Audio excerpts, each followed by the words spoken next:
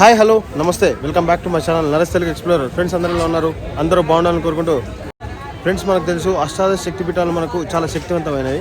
ముఖ్యంగా మనకు అష్టాదశ శక్తిపీఠాలలో మనకు తెలంగాణకు దగ్గరలో ముఖ్యంగా ఉన్నటువంటి మాహూర్ ఎల్లమ్మ తల్లి టెంపుల్, అదే మనకు దగ్గరగా ఆదిలాబాద్ నుంచి చాలా దగ్గరగా ఉంటుంది. సో మనం హైదరాబాద్ నుంచి కూడా మనకు రీచ్ అవ్వచ్చు. సో నేను ఇప్పుడు మన టెంపుల్ దగ్గర ఉన్నాను. సో ఇక్కడ అమ్మవారి యొక్క ప్రాశస్తం కానివ్వండి, ఇక్కడ ఉన్న హిస్టరీ, అలాగే దీనికి సంబంధించిన ఫుల్ డీటెయిల్స్ నేను యొక్క వీడియోలో వివరిస్తాను. నా ఛానల్ కొత్తగా చూస్తున్నట్లయితే please subscribe my channel. Subscribe చేసి పక్కన బెల్ ఐకాన్ చేస్తే మరిన్ని వీడియోస్, మరిన్ని అప్డేట్స్ మీకు వస్తాయి ఫ్రెండ్స్. సో ఫ్రెండ్స్, మనం మాహూర్ ఎల్లమ్మ తల్లి టెంపుల్ చేరుకోవడానికి సికింద్రాబాద్ నుండి అయితే మనం ట్రైన్లో వెళ్ళొచ్చు. ముఖ్యంగా మనకు ఈవినింగ్ 8:40 కల్లా కృష్ణా ఎక్స్ప్రెస్ ఉంటుంది. సో కృష్ణా ఎక్స్ప్రెస్లో మనం కిన్వట్ రైల్వే స్టేషన్ దాకా చేరుకొని అక్కడి నుంచి మనం బస్సులో మాహూర్ టెంపుల్ చేరుకోవచ్చు. మనకు ఎర్లీ మార్నింగ్ 5 to 7 మధ్యలో మనకు కిన్వట్ రైల్వే స్టేషన్లో మనకు కృష్ణా ఎక్స్ప్రెస్ ఆగుతుంది. సో అక్కడి నుంచి మనకు 50 కిలోమీటర్ డిస్టెన్స్లో మాహూర్ గఢ్ ఉంటుంది. సో అక్కడికి మనం బస్సులో చేరుకోవచ్చు. ముఖ్యంగా లేదా ఆదిలాబాద్ నుండి కూడా మనం మాహూర్ గఢ్ చేరుకోవచ్చు. ఆదిలాబాద్ నుండి అయితే 2 లేదా 3 బస్ సర్వీసులు నడుస్తాయి. సో ముఖ్యంగా మీరు ఆదిలాబాద్ ఈ సరౌండింగ్స్లో ఉన్నట్టయితే ప్రైవేట్ వెహికల్స్ అంటే ఓన్ వెహికల్స్లో కూడా వెళ్ళొచ్చు. సో మాహూర్ ఎల్లమ్మ తల్లి టెంపుల్కు నేను నా ఫ్రెండ్స్ బై కార్ ద్వారా ఆదిలాబాద్ నుంచి 90 కిలోమీటర్ డిస్టెన్స్లో ఉన్న మాహూర్కి వెళ్ళాము. సో దాదాపుగా మనకు ఓన్ వెహికల్ వెళ్తే చాలా చిల్ అవుతూ అలా ఫ్రెండ్స్తో జాలీగా వెళ్ళొచ్చు.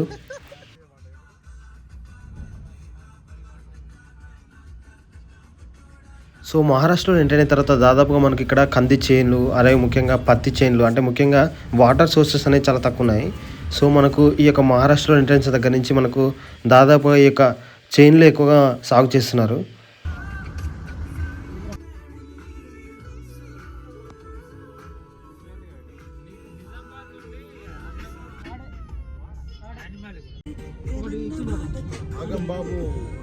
పక్కన ఉంటే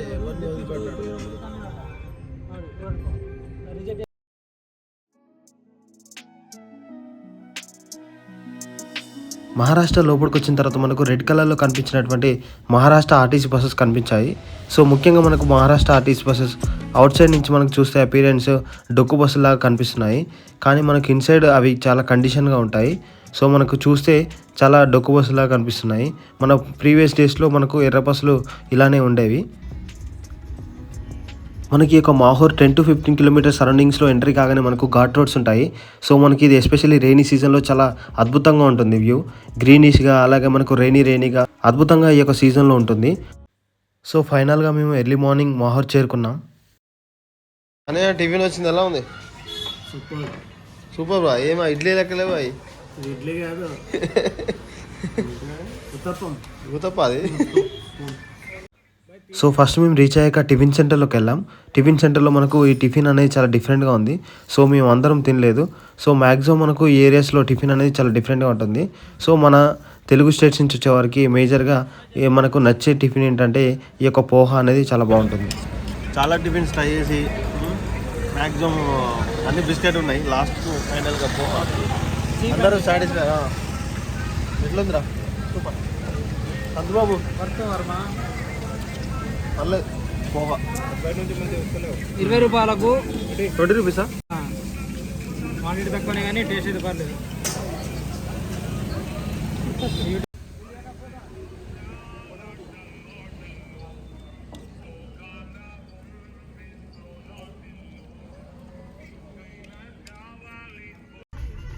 సో ఆఫ్టర్ మనకు టిఫిన్ కంప్లీట్ అయిన తర్వాత మనకు కొండపైకి చేరుకోవచ్చు.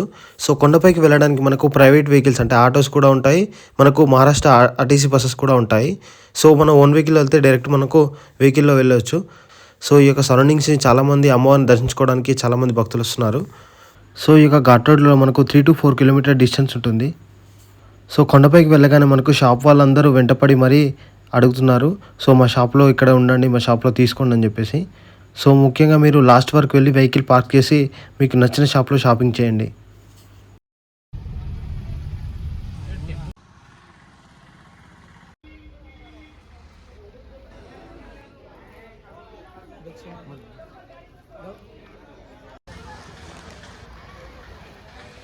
సో ముఖ్యంగా ఇక్కడ అమ్మవారిని పూజించడానికి కలువ పూలు లేదా తామర పూలను ఎక్కువగా ఉపయోగిస్తారు. సో ఇక్కడ మనకు చూడవచ్చు. సో మనం ఇప్పుడే అమ్మవారి కొండపైకి వెళ్ళే ఎంట్రెన్స్ దగ్గరకు వచ్చాము. ఫ్రెండ్స్ ఇప్పుడే మేము వెహికల్ని ఇక్కడ పార్క్ చేసాము. సో ఇక్కడ మనకు అమ్మవారి టెంపుల్ మనకు కొండపైన ఉంది. సో దగ్గర మనకు స్టెప్స్ ఉన్నాయి, దగ్గర మనకు 100 to 150 స్టెప్స్ ఉంటాయి. సో మనం కొండపైకి వెళ్ళి అమ్మవారిని దర్శించుకుందాం. ముఖ్యంగా మనకి ఇక్కడ అమ్మవారు మనకి ఇక్కడ రేణుక ఎల్లమ్మ అమ్మవారిగా కూడా కొలుస్తారు, అలాగే ఏకవీరాదేవి కూడా అంటారు. సో నేను టెంపుల్లోకి వెళ్ళిన తర్వాత మనకు ఒక్కొక్కటిగా వివరిస్తే మీకు డీటెయిల్స్ అని ఎక్స్ప్లెయిన్ చేస్తాను. సో నేను నా ఫ్రెండ్ ఉన్నాం, సరే వెళ్ళి చూద్దాం, ఒకసారి పైకి వెళ్దాం. సో మనకి ఇలా కొండపైకి వెళ్ళే ఎంట్రన్స్లో మనకి ఇలా బోర్డు ఏర్పాటు చేశారు, శ్రీ రేణుకాదేవి సంస్థాన్ మాహోర్ అని చెప్పేసి. సో ఇక్కడి నుంచి మనం ఇలా కొండపైకి వెళ్ళాలి. సో ముఖ్యంగా అమ్మవారిని దర్శించుకోవడానికి వెళ్ళేటప్పుడు ఇలా రైట్ సైడ్లో మనకు పూజా సామాగ్రి కూడా ఉంటాయి. అలాగే మనకు అమ్మవారిని కొలడానికి, అమ్మవారికి సమర్పించడానికి చీర, సారే ఇలా ముఖ్యంగా మన వీటికి సంబంధించినవన్నీ మనకు ఈ యొక్క రైట్ సైడ్లో లెఫ్ట్ సైడ్లో మనకి ఇలా దొరుకుతాయి.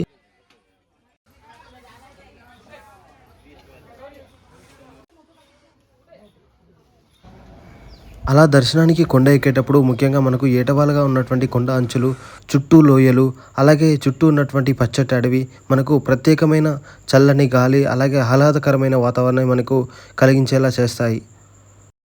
మనకు మాహూర్లో 3 పర్వతాలు ఉన్నాయి. మొదటిది పరశురాముని తల్లి అయిన రేణుకా మాహూర్ దేవి మాతాలయం, మరొకటి దత్తశిఖర్, అలాగే మనకు ఆత్రి అనసూయ శిఖర్ దేవాలయం అంటారు. ముఖ్యంగా మనకు ఈ యొక్క దత్తశిఖరం అనేది అందరికంటే ఉన్నతమైనది. మనకి యొక్క మాహూర్లోని ఎల్లమ్మ తల్లి దేవాలయం మనకు మహారాష్ట్రలో ఉన్నటువంటి శక్తిపీఠాలలో ఒకటిగా పరిగణించబడుతున్నది. ఇక్కడ విజయదశమి సందర్భంగా చాలా అద్భుతమైన జాతర చేస్తారు. అలాగే ముఖ్యంగా ఇక్కడ అమ్మవారిని దర్శించుకునే ముందు ఇక్కడ తమలపాకు ప్రసాదాన్ని మనకి ఇక్కడ అమ్మవారికి ముఖ్యంగా సమర్పిస్తారు. ముందుగా మనకి ఇక్కడ ఈ యొక్క తమలపాకు యొక్క ప్రసాదం తీసుకొని అమ్మవారికి పూజలు చేస్తారు. ఇక్కడ మనం తయారు చేసినటువంటి ఈ యొక్క తమలపాకు ప్రసాదం చూడవచ్చు.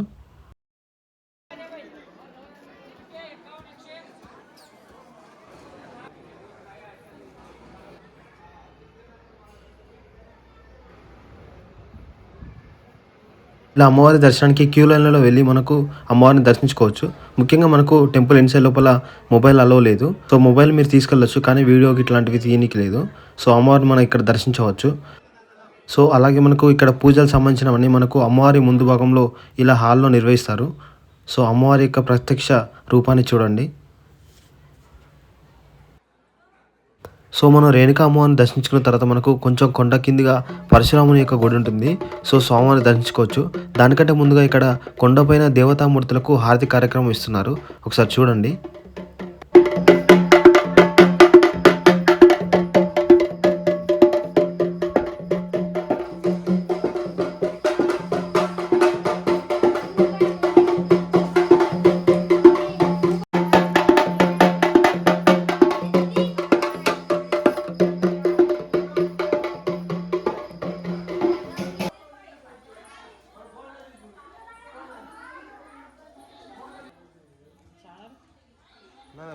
సో మనం ఆరతి కార్యక్రమం చూసిన తర్వాత మనకి ఇక్కడ పరశురాముని యొక్క గుడి ఉంటుంది.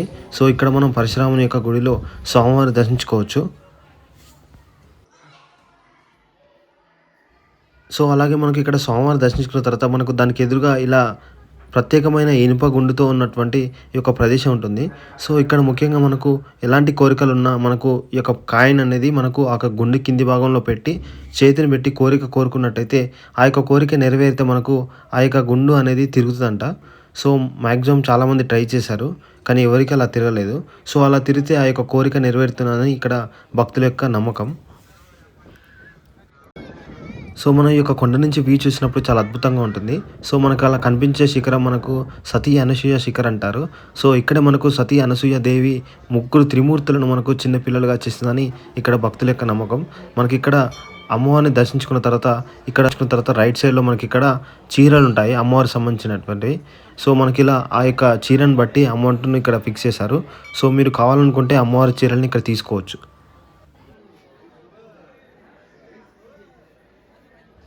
సో అమ్మవారి దర్శనం తర్వాత మనకి ఇక్కడ మహాశివలింగం కూడా ఉంటుంది.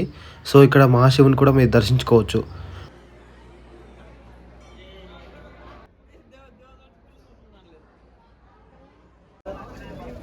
ముఖ్యంగా మన భారతదేశంలోని శక్తిపీఠాలు అనేవి సౌభాగ్యానికి ప్రతీక. శక్తిపీఠంలోని అమ్మవారిని దర్శిస్తే ఎల్లకాలం సౌభాగ్యంతో ఉంటారని భక్తుల యొక్క విశ్వాసం. సో మనకి ఇక్కడ అమ్మవారిని దర్శించిన తర్వాత మనకి ఇక్కడ ముఖ్యంగా మనకు స్వీట్ ఉన్నటువంటి చాలా పదార్థాలు మనకి ఇక్కడ టెంపుల్కి ఇరువైపున ఉంచారు. సో మీరు ఒకసారి ట్రై చేయండి. సో అమ్మవారిని దర్శించిన తర్వాత మనకు కింది వెళ్ళే ప్రాంతంలో మనకు గాజులు, అలాగే ఇలా చాలా రకమైన వస్తువులు మనకి దొరుకుతాయి. అమ్మవారిని దర్శించిన తర్వాత మనకు 3 to 4 కిలోమీటర్ డిస్టెన్స్లో ఉన్న దత్త శిఖర్ అలాగే మనకు అనసూయ శిఖర్ మనం దర్శించవచ్చు. ముఖ్యంగా మనకు ముందుగా దత్త శిఖర్ వస్తుంది. ఇక్కడ దత్తాత్రేయుని యొక్క పుట్టిన స్థలం. సో ఇక్కడ ఈ యొక్క స్వామివారిని దర్శించుకుంటే కూడా చాలా మంచి జరుగుతుందని భక్తుల యొక్క నమ్మకం. అలాగే మనకు సతీ అనసూయ శిఖర్. ఈ యొక్క ప్రదేశం సతీ అనసూయ దేవి వారు త్రిమూర్తులను పిల్లలుగా చేసిన ప్రదేశం. ముఖ్యంగా ఇక్కడ అమ్మవారిని అనసూయ దేవిగా కొలుస్తారు. సో మనకు ఈ యొక్క కొండలు అనేవి దగ్గరలో ఉంటాయి, 3 to 4 కిలోమీటర్ డిస్టెన్స్లో. సో ముఖ్యంగా ఇక్కడ మనకు కొండెంగులు చాలా ఉన్నాయి. సో మనకు మన గ్రామాల్లో చాలా వరకు మనకు కోతులు ఎక్కువగా ఉంటాయి. సో ఈ యొక్క ప్రదేశంలో మాత్రం కొండెంగుల గుంపులు చాలా ఎక్కువగా ఉన్నాయి.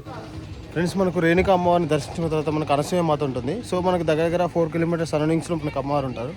సో ఇక్కడ మనకు ఫోర్ట్ చూడొచ్చు.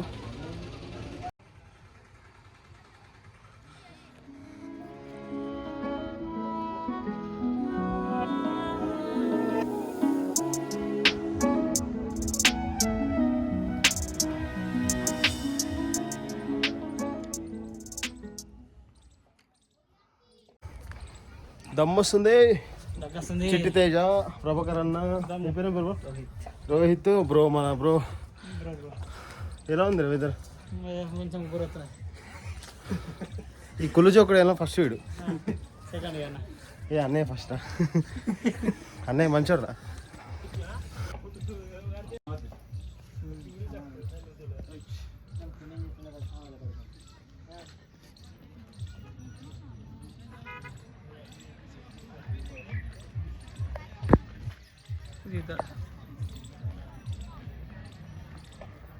దత్తాత్రేయ టెంపుల్, ఇక్కడ ఎల్లమ్మ టెంపుల్.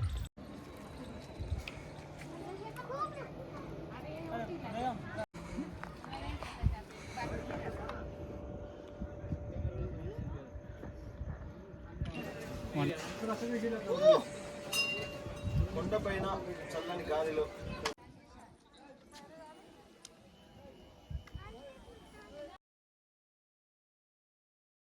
ఇక్కడ సతీ అనసూయ అమ్మవారిని దర్శించిన తర్వాత మనకి ఇలా కోట పైన వ్యూ చూడవచ్చు. సో మనకు ఈ యొక్క కోట అనేది దగ్గర 12వ శతాబ్దానికి ముందే కట్టారని మనకి ఇక్కడ చరిత్రలో తెలుస్తుంది. ముఖ్యంగా ఈ యొక్క కోట పై నుంచి వ్యూ చాలా బాగుంది, ఒకసారి చూడండి. సో మనం వచ్చిన రూటు.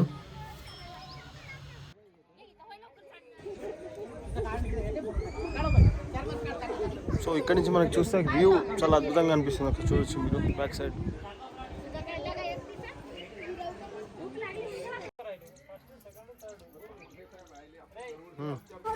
ఏంటి ఏ ఫ్రెండ్స్ ఒకసారి బా.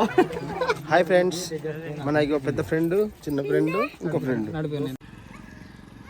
సో అమ్మవారిని పైన దర్శించిన తర్వాత మనకు కింది భాగంలో మనకు ఫ్రీ అన్నదాన సత్రం ఉంది. సో మనకి ఇది 1 గంటకు అలా స్టార్ట్ అవుతుంది. సో మనకి ఇక్కడ వెళ్ళి మనం అన్నదానాన్ని తీసుకోవచ్చు. సో ముఖ్యంగా మనకి ఇక్కడ అన్నదానం అనేది చాలా అద్భుతంగా చేస్తారు. ముఖ్యంగా అన్నం అనేది వేస్ట్ చేయకుండా తినాలి.